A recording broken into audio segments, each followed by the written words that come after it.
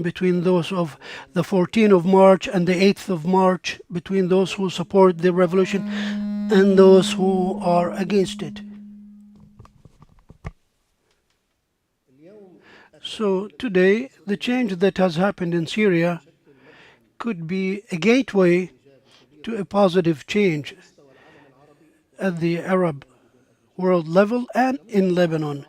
In the Arab world speaking, I think that changing the regime today is almost a historical, exceptional opportunity to establish a common Arab project, especially with the other events that's happening in the region.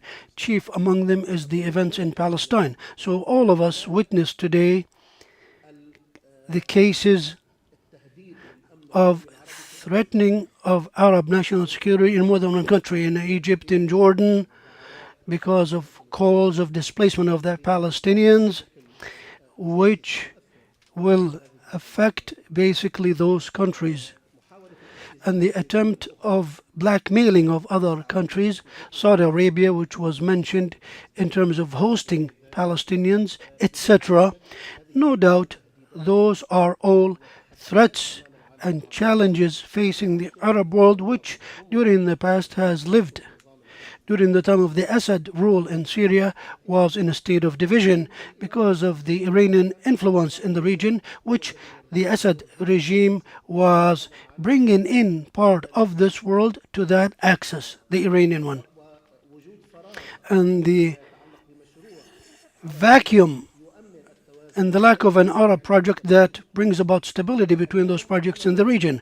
Today, I believe that there is a real chance, a real opportunity if the Arab countries would take into account their real and true interests, not the interests of other regional countries nor international countries, so that there will be an attempt to enter into a real Arab project that safeguards its interests collectively in order to face the ambitions of the Zionist entity who tries to invest its relations with other countries, especially the United States, to bring about exceptional interests at this time. This is a main gateway that should be read through the decision makers in the Arab world as an exceptional phase that could lead to this project instead of going to a change of the regime in Syria, but rather to keep the conflict continuously. So what has changed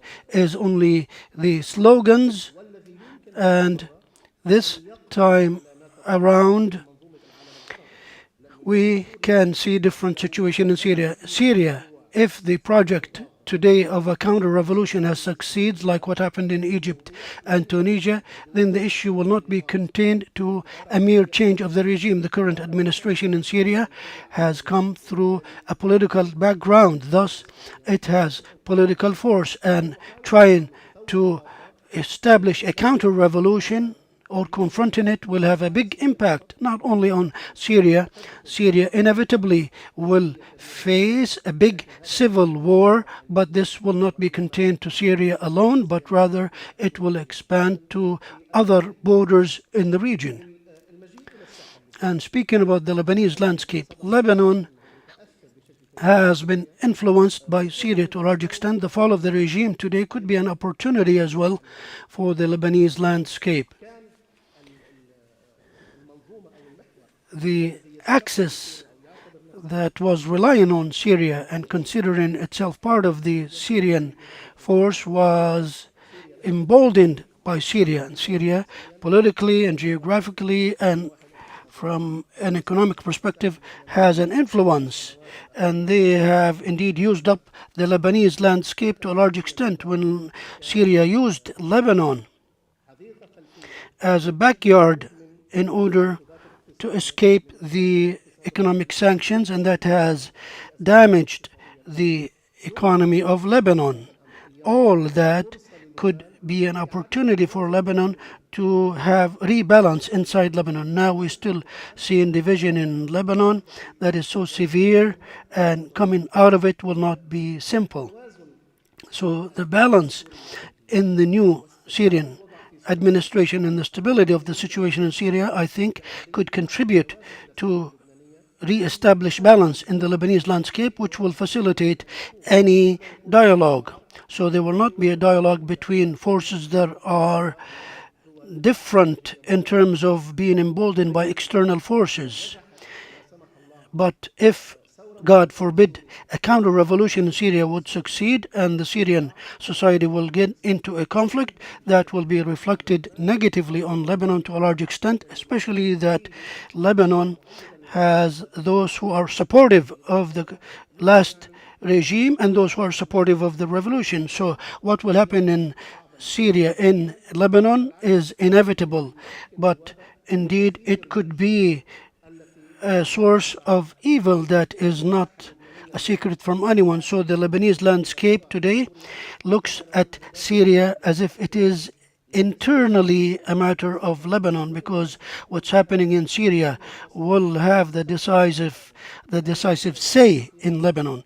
Can Lebanon come out of its calamities through a national consensus that is away from being emboldened by external forces who do not think about its own interests, or they will be affected by external forces so that it will be a battleground for this conflict. So the questions are difficult.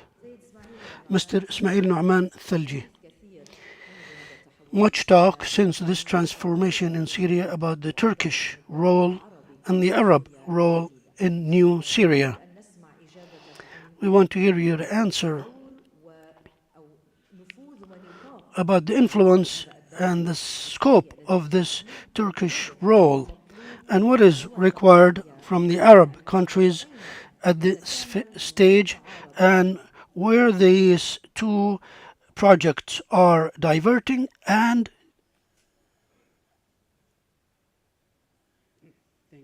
not diverting. Thank you. شكرا للسؤال.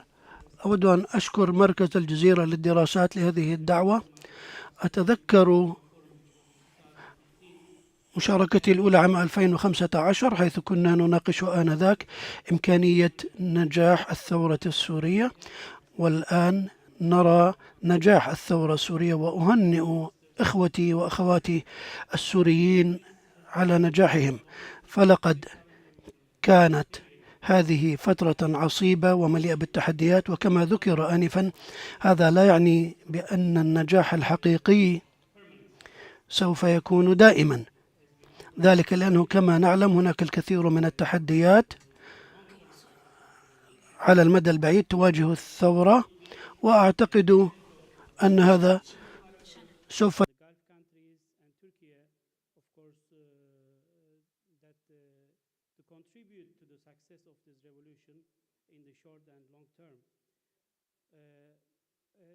Turkey, of course, was the closest ally, the closest neighbor of Syria, and we actually had some burden of the Syrian revolutionary period, and actually, but the leadership of President Erdogan, it was kind of unique in the sense that he, from the very first moment, probably believed that one day the revolution would be successful. And he did not have a second of double thought if there would be a success, because that's why he was so patient for his support, and then now we have this the process of toppling Assad, and now establishing of the new government in Syria. So when I said Turkey and the Gulf countries should have some joint cooperation in this period, I mean, like, there are of course various areas where we can combine, because each of these partners, Turkey and the Gulf countries, we have our own strengths in our own capabilities. So, for instance, of course, Turkey's most contribution would come in the case of Syria would be from the governance perspective, because especially with its long experience of democratization and successful democracy in Turkey, I think there would be a lot that the Syrian brothers and sisters can take up from Turkish experience. And I think this experience sharing is in process. So when I said this democratic experience sharing, what I mean is that political stability is the most important factor for Syria. So like there are issues like pluralism, strengthening institutions, and democratic institutions, of course, will be all very important in the future of Syria. And I think the new Syrian administration will be focusing on this in the meantime. And the security aspect is, again, a very important one. So fighting against terrorism, still there are remnants of ISIS, and also there are like extremist group in northern Syria like PYD. So these also issues should be addressed together, because as also was mentioned, they might become another obstacle if they are not addressed in a very proper way in the early stages of the new Syrian administration. And I think there, again, the Turkish and Syrian partnership would come to the fore. So we can include, again, like as I said, this is not only Turkey and Syrian partnership, but there the Gulf countries can also contribute, and we can see that there is a willingness. So far, Saudi Arabia and Qatar was very eager and very prominent in supporting the new Syrian administration, so they can have some further cooperation in the military sector even by providing trainings and some of the intelligence sharing and other military cooperation ideas. So there are various traditional aspects of cooperation would be mentioned, such as economy and trade, because sorry, this would be the one of the main needs of Syria, because now the country lacks economic activities. So like there is economic activity, but there needs to be even more. And I remember, of course, here when before actually the Arab Revolution started in 2011, there was an initiative from Turkey, if you remember, like a visa-free area in the Levant region, between Levant and Turkey, visa-free and customs-free, like kind of a borderless area. Of course, to talk about this is a bit early, but I think the future prospect would be on a similar vein. And humanitarian aspect, of course, is one of the, again, main issues that we can discuss about the contributions of these Turkey and the Gulf countries, because there is still issues of refugees and their possible return. If there would be any, there would be some, but still, again, returning issue is also another problematic issue. We are still not sure to what extent there will be willingness of the Syrian refugees in Turkey and abroad to return. But of course, there would be some cooperation. And infrastructure building, of course, this is the main challenge now. And development projects is, again, another area. So in this cooperation setting, what we can also discuss is that the Gulf countries, with their economic resources, of course, they would be generous enough to continue their economic support for Syria. And also, as I said, Turkey can contribute in these efforts. And as well, Turkey can provide the democratic institutional support from its side. I think for the Syrian government, I know there are many challenges, and it is very difficult to unite all these factions, and even in the military sense, defense sector sense, it would be a bit challenging, but still a democratic setting would be a more rational choice for Syrian leadership. And if they would like to be more integrated actually with the regional and political communities, I think they should follow a pragmatic path in this regard. And for their side of the Arab allies, I know there can be still some ways to include or to support Syrian efforts, like including them into the community of the Arab integration, like the Arab League, and also the Gulf Cooperation Council, joint cooperations with Syria might still come to the fore. And so one maybe paragraph we can mention here is that the new Syrian administration, its position with Palestine and Israel will be also very crucial, because as we see now that there are so many different dynamics in the region, and I think one of the most important one is the new establishment of the new government in Syria. So I think their support for the Palestine issue will be immense, and still it's maybe too early to discuss, but maybe reopening of Hamas branch in Damascus would be under consideration. And but on the other hand, their relations with Israel would be also to some extent pragmatic, because I don't think in these very early stages Damascus would not be very willing to intimidate its potential rivals in the region. But of course, I don't also think that they would be very keen to join agreements like Abraham Accords with Israel. So the one last thing is the Gulf countries, why they would be interested in Syria's future.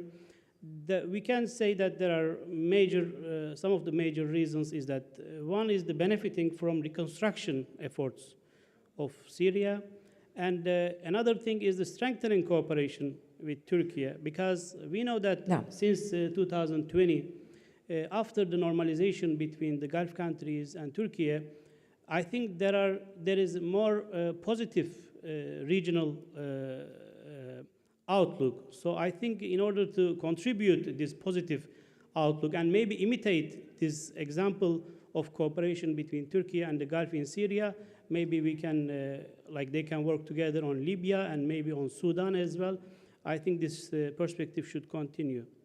And there is, of course, the Iranian influence is diminishing now, and I think this would be on the benefit of the Gulf countries, many of the Gulf countries, and also to some extent Turkey. And also, all in all, the Gulf countries also, they are trying to increase their own regional influence, and their contribution in the Syrian process would contribute to that development as well. Thank you. شكرا جزيلا لك سيد اسماعيل Thank you indeed, Mr. Ismail Nu'man Al-Thalji, وبالحقيقة for كل this briefing. And in fact, all the points you mentioned lead us to more questions, but now we will open the session for Q&A, questions and answers, so that the viewers will participate with us. We start with Majid Abdelhadi, our colleague in the newsroom in Aljazeera. And Majid Abdelhadi is the prominent journalist, was among the journalists' delegation which has gone into Damascus at the fall of the Assad regime immediately. So he has a good idea about what's happening on the ground. Please, go ahead, Majid. Thank you, Elsie, and thank you, the viewers, for all your thoughts that are all important. But if you would allow me, I want to discuss a point that was interesting to me in what Muhammad Hussam Al-Hafid has said, which is the point related to betting on the Arab position or situation, so that the transition period in Syria will not end by reproducing authoritarian regime, and Syria would turn after this transitional time to a democratic regime. I want to differ with you, because the Arab official regime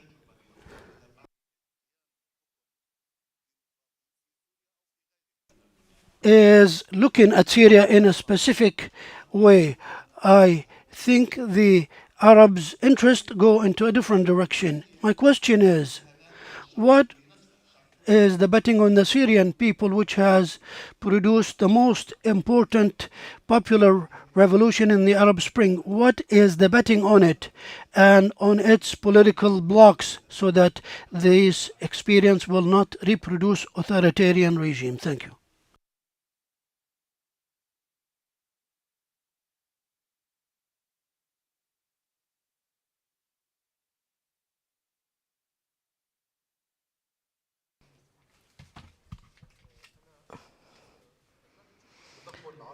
I remember the idea of Arab intervention in exchange of the other kind, or as opposed to the international intervention pressure for lifting sanctions and so on. I think that such pressure is negative.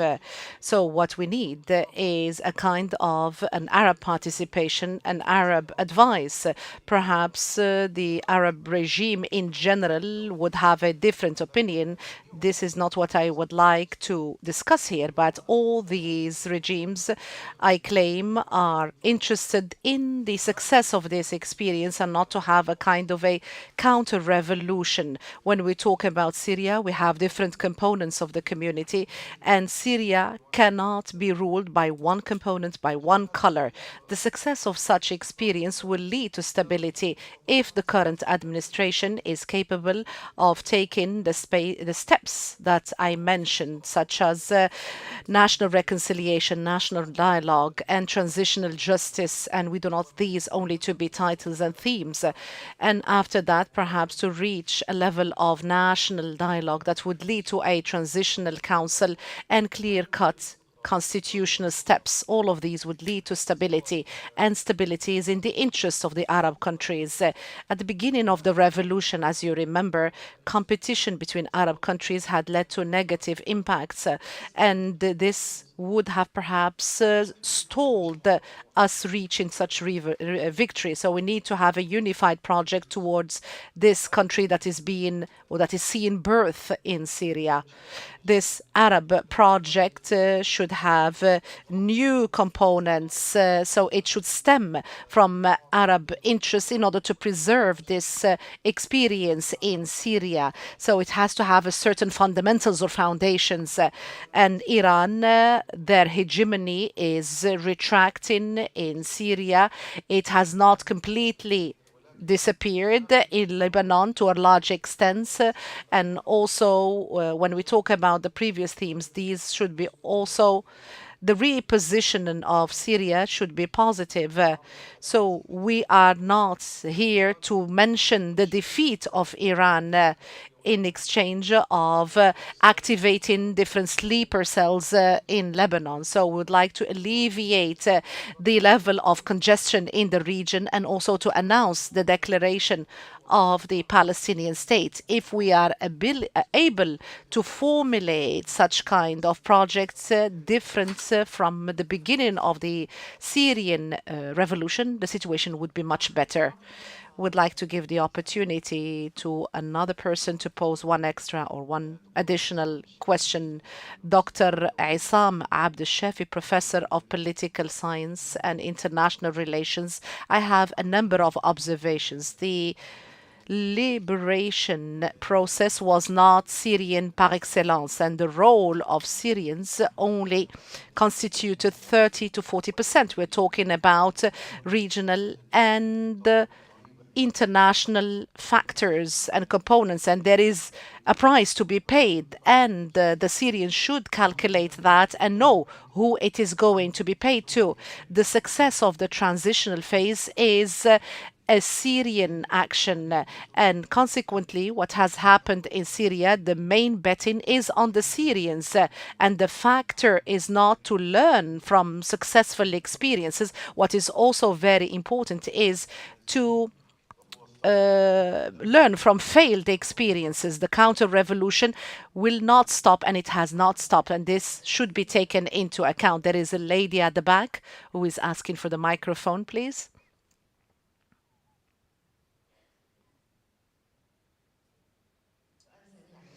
Very quickly, please. Undoubtedly, change in Syria is not going to be a mere transformation. Nibras Ibrahim, a researcher, change of regime in Syria is not going to be a mere internal transformation. This is going to lead to a reformulation of the regional scene as well, due to the interrelationship between different interests. The following regime is not going to be in keeping with the will of Syrians, but also based on external dynamics as well. My question to the panelists, in light of these intricacies, how can Syria, new Syria, achieve independence of political and security decisions, and what are the guarantees in order not this transitional phase to be taken advantage of and lead to more dependence? Would like to give the opportunity to other people to intervene as well, if you allow us. Undoubtedly, the scene is very intricate, very complex indeed. Responding to these questions would require a lot of pondering and thinking, whether from the part of the participants in the current administration, those who manage the current scene now, and between the different community components within Syria and regional and international powers alike. Undoubtedly, what has happened was perhaps surprising to everybody. It was not planned for in the way we see it today.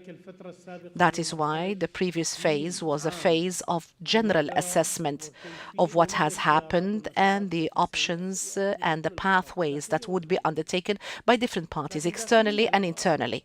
Internally, I would like to affirm that there is a real will, truthful one, whether the basis is patriotic or due to the with all its dimensions, political, social, economic, and so on and so forth. From this standpoint, it would get its opportunity to do so. Syrians have an opportune moment to achieve the stability that they aim for in order to have the basis for a transitional phase that would lead to a political phase or a future phase for Syria in the future.